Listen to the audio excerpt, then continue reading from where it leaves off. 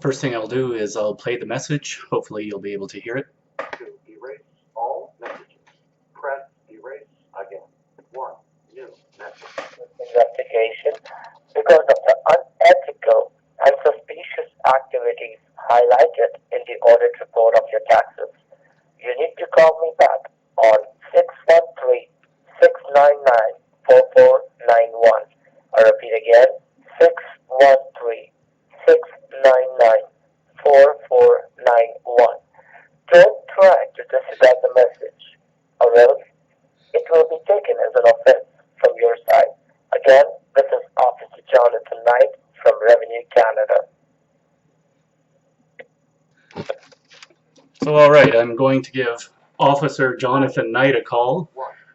See what exactly it was that I allegedly did with Revenue Canada that was not allowed or something like that. And we'll see what they have to say. This should be fun here. I left the phone number in there just so that if anybody else wants to give them a call and let Mr. Jonathan Knight know what's going on, figured it would be a little bit of fun. But the number again is 613-699-4491. And let's see what happens here when we call.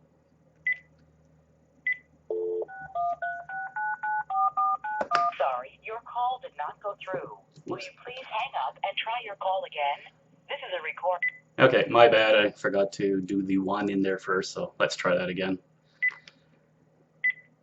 Okay, select that one. We'll go edit and call.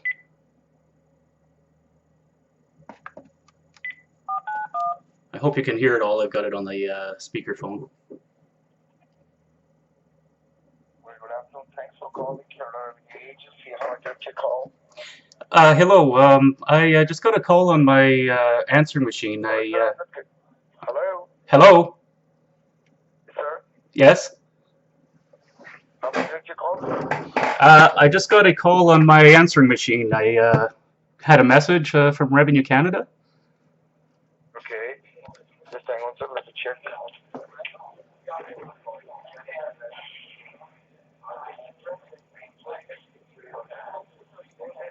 And whom I'm speaking with? What's your good name, sir? It's James. And the last name is Dickey. D-Y-C-K. No, it's a Y. Sorry? It's with a Y. D-Y-C-K.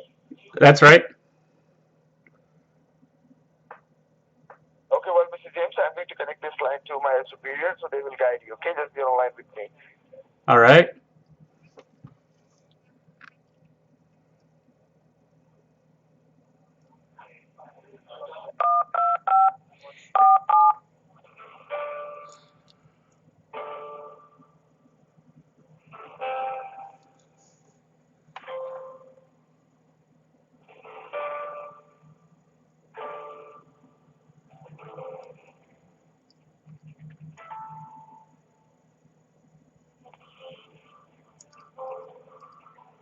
Great. Wonder how long we're going to have to be sitting here on hold.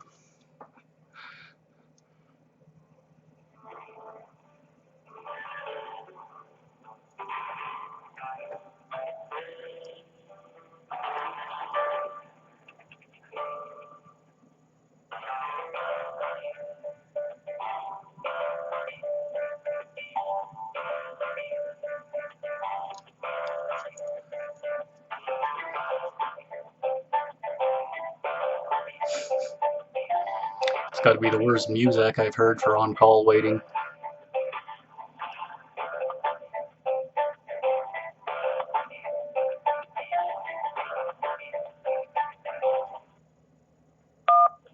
Well, good afternoon. Your line has been transferred to Officer Norman Clark. I'm sorry? This is Officer Norman Clark, sir, and I believe I'm speaking with Mr. James. Yes? Well, Mr. James, how are you? How are you doing today? Not bad. Okay, well, Mr. James, do you know the reason that why we are trying to reach you? No, I just got a message on the phone. I didn't really understand what it was that you were calling about. Okay, well, Mr. James, I will let you know each and everything. First of all, I just want to let you know the nature of this call is to make you informed that there is an arrest warrant going to be issued on your name. and your physical address is under federal investigation. So did you receive any phone calls from RCMP this morning or last day? I did not. You did not. So you mean to say that you're not, still you do not have any clue that why we are giving you this call? That's right. Okay, well, Mr. James, I will let you information, okay? Do you have a paper pen handy with you? Just one sec. I've got a pen. I just got to find a piece of paper here. Okay, go ahead. First of all, just note down my name. My name is Officer Norman Clark. Is that with a E on the end? No, without E. Okay, so just CLARK? Yeah, that's correct. Okay. Now you can note down my employee ID number. It's 49998. 499. Hello, that's 499. Again, 9 and the alphabet A. A, okay. A like the letter A? Yeah, that's correct. A for apple. Okay. Now you can note down your case number, which is C as in Charlie, A as in Alpha, 100-1213. 1213, okay. Now, can you repeat all the information which you wrote over there? Okay, so I've got your name is Norman Clark. The ID number is 4999A. And I've got the case file as Charlie Alpha 100-12113. Yeah, it's CA 100-1213. That's correct. Now, Mr. James, you don't need to write down anything, and you have to listen to me very carefully. Now, according to the section 1978, you do have the right to get information before you get arrested. Nope. So as per that law, I can provide you some limited information over the phone.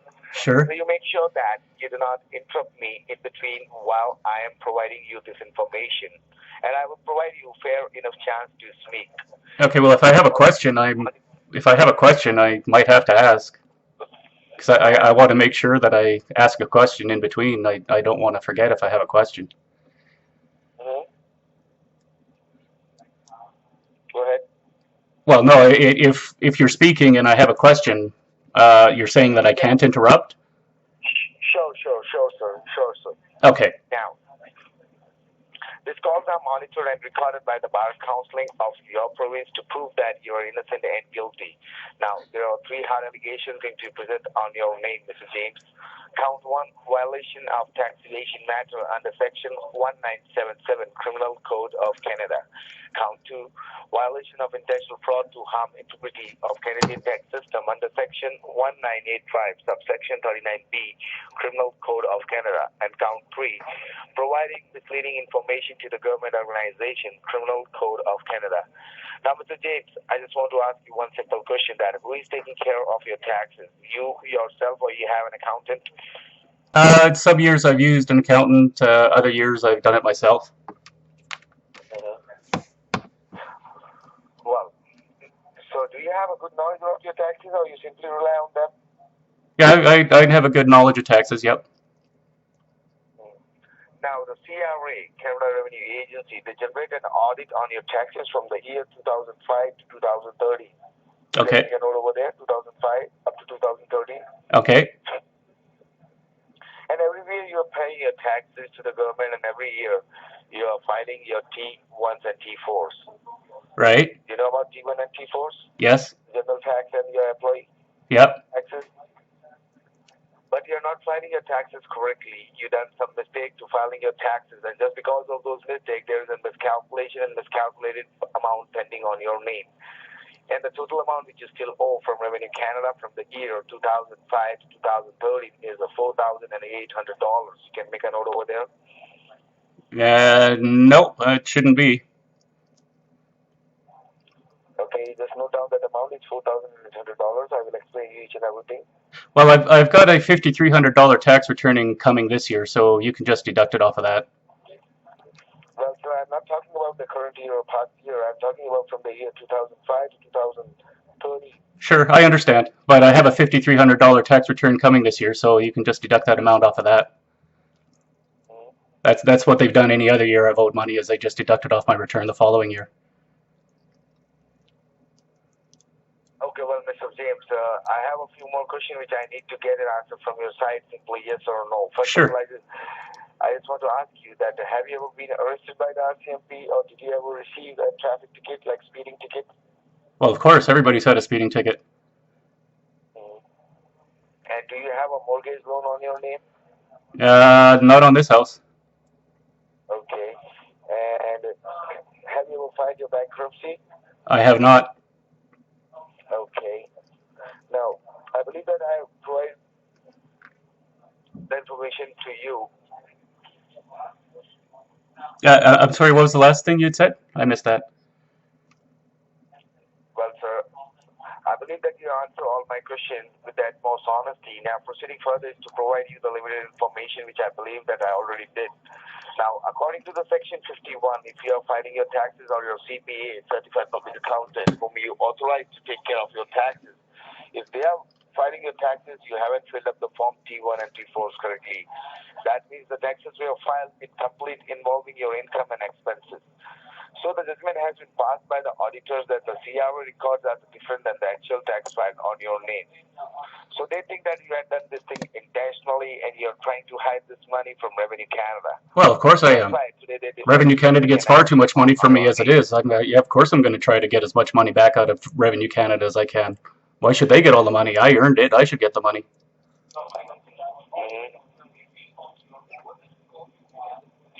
Okay, well, sir, if you're telling me that... I mean, I already pay like $30,000 a year in taxes, and, you know, they want $4,000, well... Okay, sir. I don't know what the reason that you're not getting me, but I just want to ask you one thing, that where were you on the 2nd of November 2015? The day was Monday at time of 12 noon. Because one of the CRA officer, he went to your doorstep to serve you the CP11 notice. But I don't know what was the reason that it was sent back to the post office. And they were waiting for your response from last 3 months, and it was resent back to the courthouse. What time was he here at November 2nd? Sorry? What time was he here on November 2nd? Because I was off work that day. It was like around 12 noon? Yeah, I would have been home. So you not met with the CRA officer? Nope, nobody came there.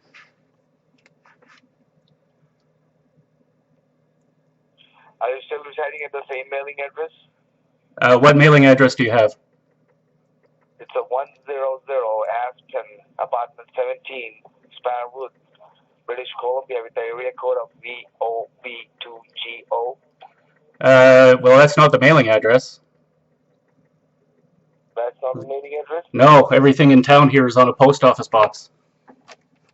So you usually check your post office? Oh, yeah. I check it about 3 times a week.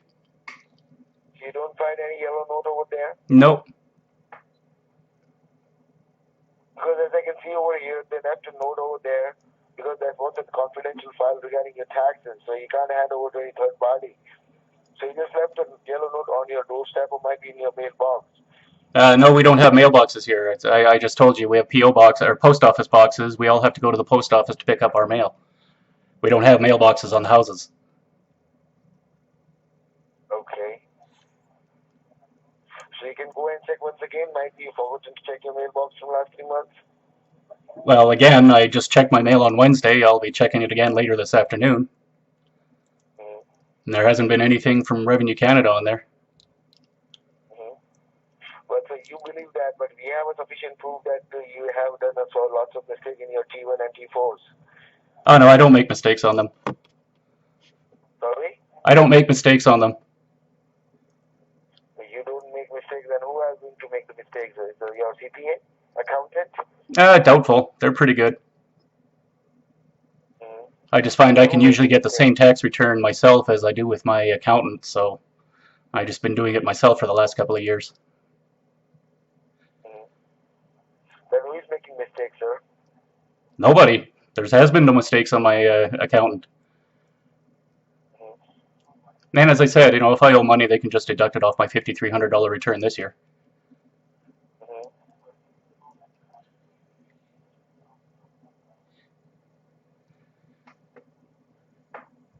So anyway, long story short, I know this is a scam. I've got a good friend of mine who works with Revenue Canada.